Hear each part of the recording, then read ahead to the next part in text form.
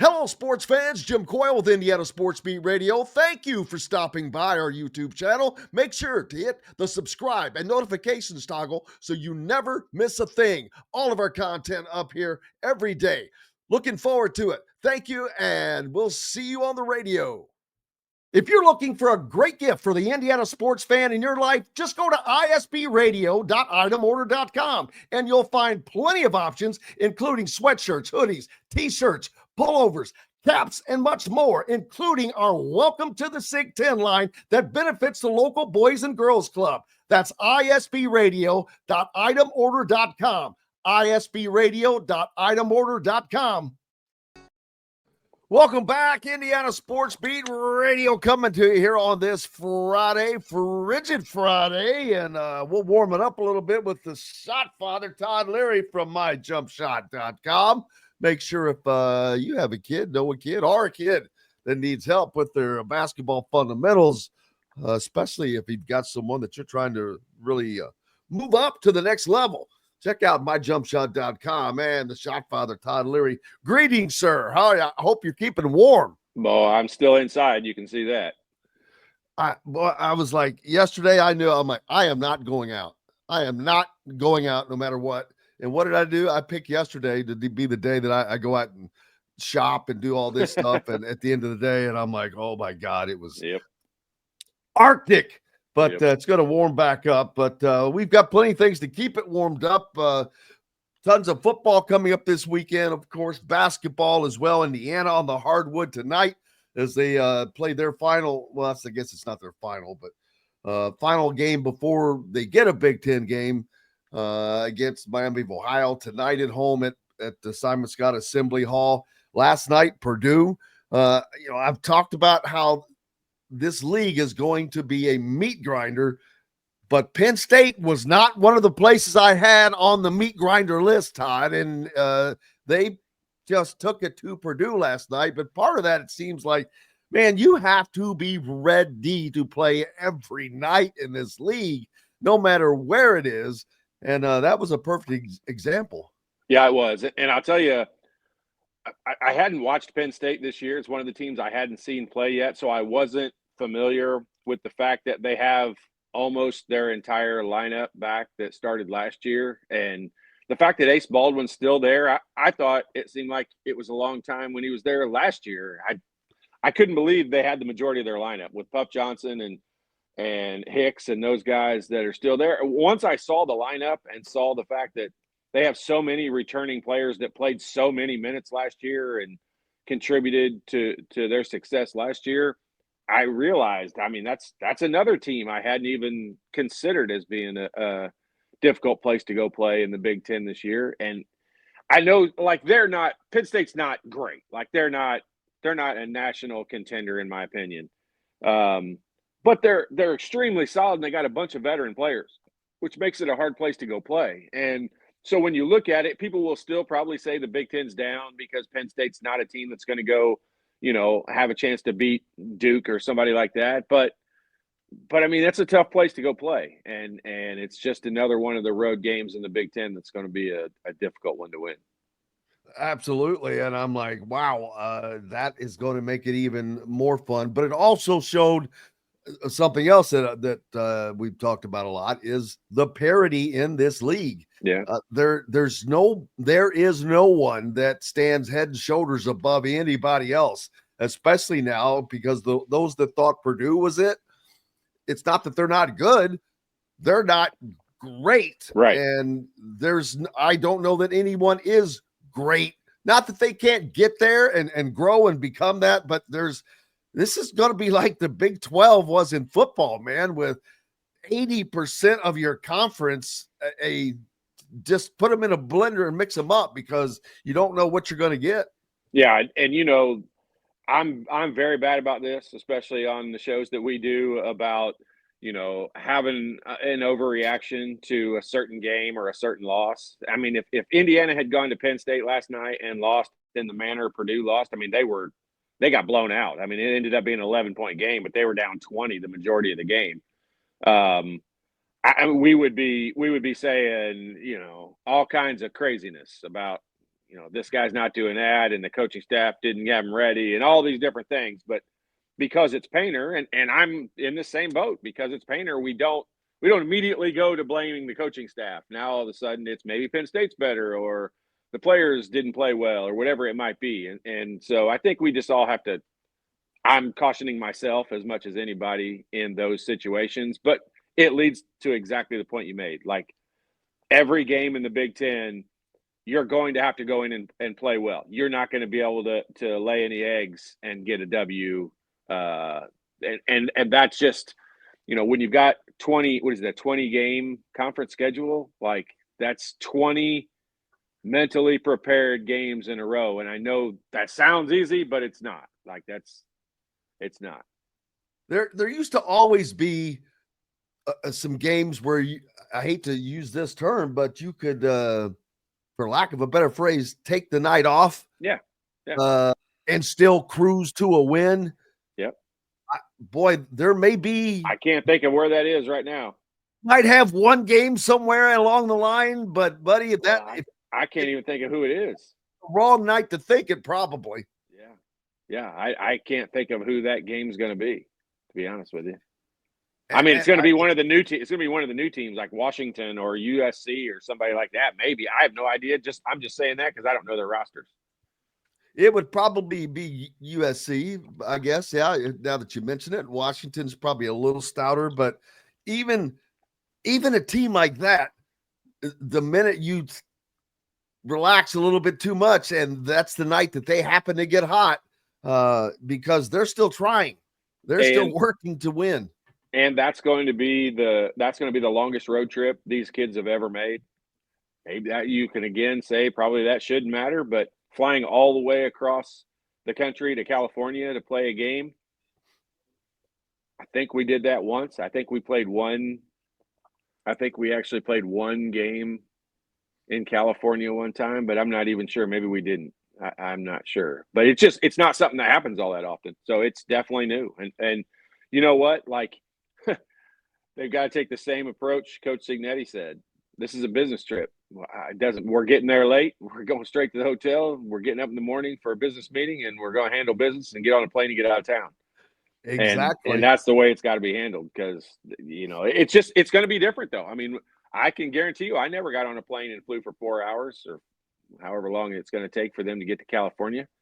Unless you're going to Hawaii or something. Did you ever play in the Maui? I did. I was redshirted actually the year that we played in it. So yeah, we did that, but actually we broke that up because we flew to California and spent the night. Actually, I think we went there and played it. We flew over there and played a game and then flew, or maybe it was Texas. We flew to UTEP. I think we played at UTEP. Oh, Don Haskins days. Yep. And then flew out of there. I think we opened their arena. Man, I want to say it was like 1989 or 90. They had a brand new arena, and Coach Knight was friends with their administrators or coach or somebody, and we flew down there and played in there.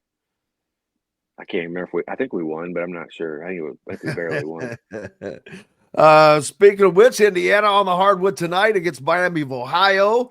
Last time out, we saw them win in a different manner. It seemed like it was accidental, but maybe some eyes were open. I don't know if we see that again tonight, but I think fans would sure like to see that style of play.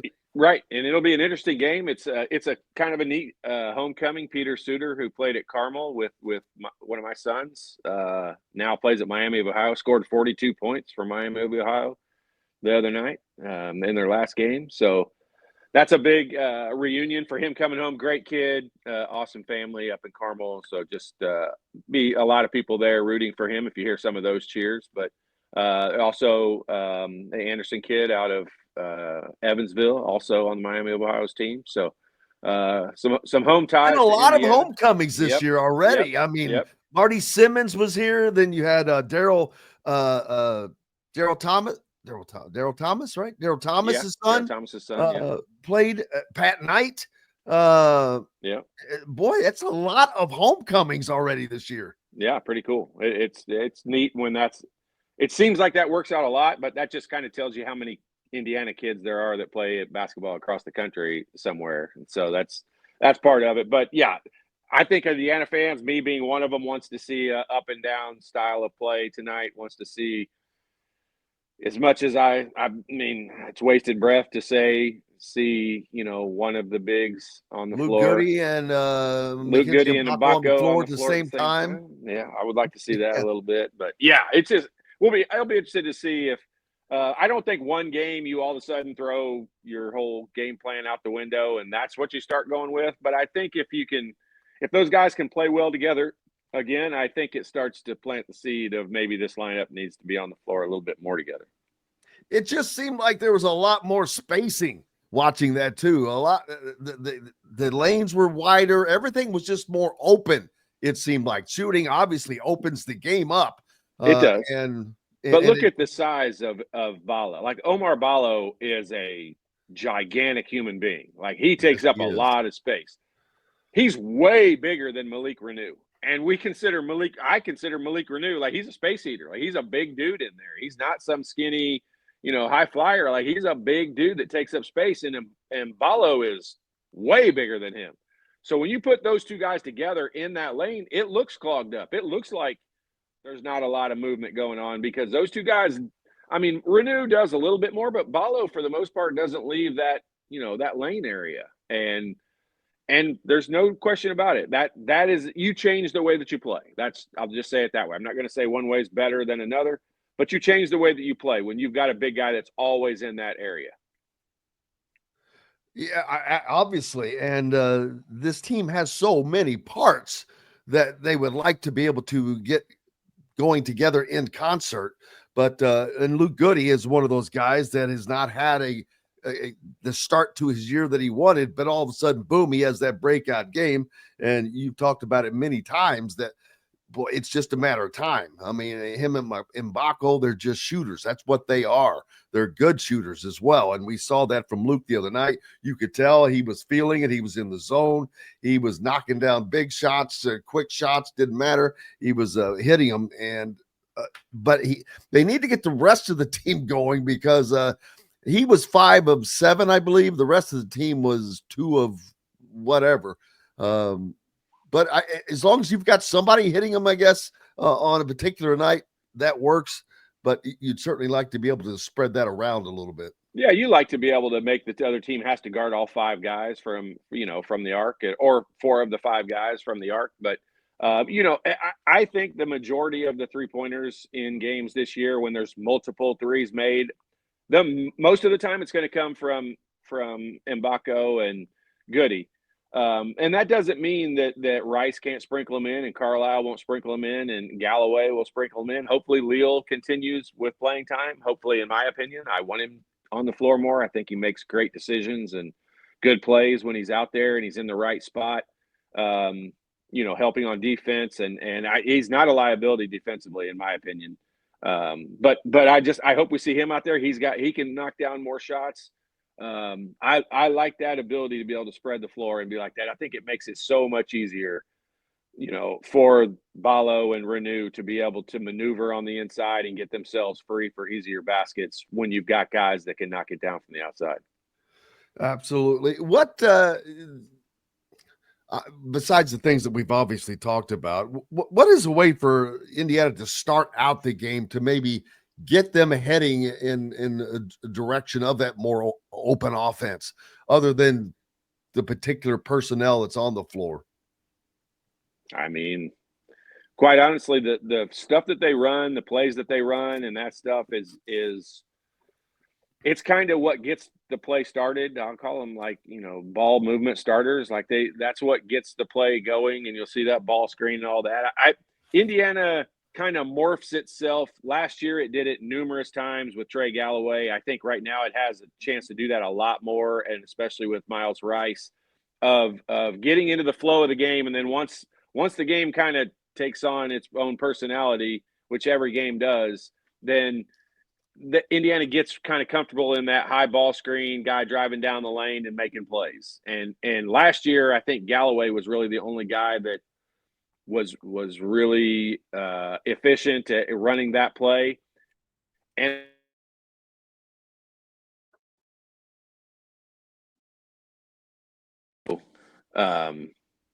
just just excited to see hopefully the different guys come out and play. But the players can't really – knocking down an early shot helps. The coaching staff lets you get away with a little bit more when you knock a few shots down. So, well, hopefully they could get it going, because the Big Ten play for the Hoosiers will start on Monday. They've got very little time to turn it around in between. Weird schedule. Friday, Monday. Weird. Just get ready to say not only is that a weird schedule, but for the Monday game to be a Big Ten game. Yeah. So you're playing this Friday night game on a huge sports weekend, which I know that probably doesn't have a lot of bearing on them, but hey, man, who doesn't want to watch some football? But then you've got to turn around. Now you've got to get into the conference play mindset. Even though it's a home game, you've got to be on your toes. And to jump into Big Ten play like that has to be just super weird. Yeah, I mean, honestly, the days of the week are the more weird part, because you definitely get into a routine. I remember, I want to say back when we played, ESPN started like Super Tuesdays or something like that. So then we always ended up seemingly playing on Tuesday. There were never any Monday games. So turned to into me, Big Monday games seem weird. Like there was always Big Monday, but Big Ten teams didn't play in it. No, it was like the Big 12 or somebody back when the Big 12 sucked. And it was just weird. Like when to think of a Monday game to me just seems weird, because we didn't do it very often. I'm sure we did it some, but not very often. And so it's an adjustment. I'm telling you, these players, we are all creatures of habit. Like how many times do you say to yourself, boy, it doesn't seem like a Thursday, or it doesn't seem like Monday, or whatever it is. Like, you feel that in a basketball game too. And I'm telling you, a lot of times the crowds on early week games, like a Tuesday night game, and in this case, a Monday night game, when you're not playing against, Purdue or, one of the big rivalries, you notice it in the crowd. The crowd's a little flatter than, the student section will even be a little flatter on a Monday than it would be on tonight's game, for example. Absolutely. And that matters. If you don't think so, sure it does. Ask Purdue last night. No doubt. They stormed the court. Did you see Penn State storm the court? I guarantee. I didn't know that they would have enough people there to storm the court. I didn't either. I felt that's the first reaction I had as soon as I saw it. I can't believe there's that many people there. I was like, man, Purdue must have fallen asleep, because not a lot of excitement in that building. But, hey, they got the job done. Todd Leary, the shot father, with us. Hello, sports fans. Jim Coyle with Indiana Sports Beat Radio. Thank you for stopping by our YouTube channel. Make sure to hit the subscribe and notifications toggle so you never miss a thing. All of our content up here every day. Looking forward to it. Thank you, and we'll see you on the radio. If you're looking for a great gift for the Indiana sports fan in your life, just go to isbradio.itemorder.com and you'll find plenty of options, including sweatshirts, hoodies, t-shirts, pullovers, caps, and much more, including our Welcome to the Sig 10 line that benefits the local Boys and Girls Club. That's isbradio.itemorder.com. isbradio.itemorder.com.